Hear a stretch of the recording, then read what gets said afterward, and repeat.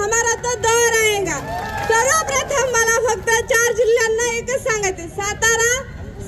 सांगली, सातारा, सोलापूर, कोल्हापूर या 4 जिल्ह्यांना मला एकच सांगायचे की इथे जेवढे कोणी उपलब्ध आहेत त्यांनी आत्ताच आपला मोबाईल बाहेर काढायचा आणि तुमच्या जिल्ह्याचा, तालुक्याचा आणि केंद्राचा जो काही ग्रुप आहे त्यावर मेसेज करायचा की जेवढे कोणी घरी आहेत राहिलेले प्रशिक्षणार्थी आणि त्यांनी उद्या काहीही करायचं, आज निघायचं आणि उद्या इथं पोहोचायचं, कारण आपल्याला सांगलीमध्ये सगळा हा रस्ता जो दिसतोय तो सगळा रस्ता बंद करून टाकायचे आणि या सरकारला त्यांना दाखवून द्यायचंय की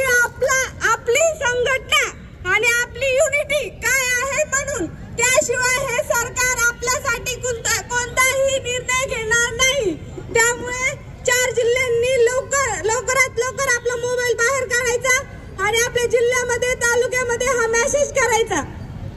तुकाराम बाबा फक्त आपल्यासाठी अमर उपोषणासाठी बसलेले आहेत, त्यांच्या सोबत काही प्रशिक्षणार्थी पण उपोषणाला आजपासून बसणार आहेत आणि मी स्वतः सांगतेय जोपर्यंत हे सरकार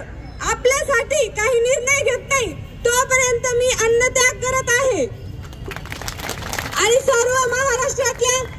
प्रशिक्षणार्थ्यांना माझी विनंती आहे की तुम्ही काहीही करा, बसने या, रजिस्ट्रेशन करून या, तुम्हाला जसं शक्य होईल तसं इथं उद्या खूप मोठ्या संख्येने उपस्थित राहा आणि ह्या सरकारला दाखवून द्या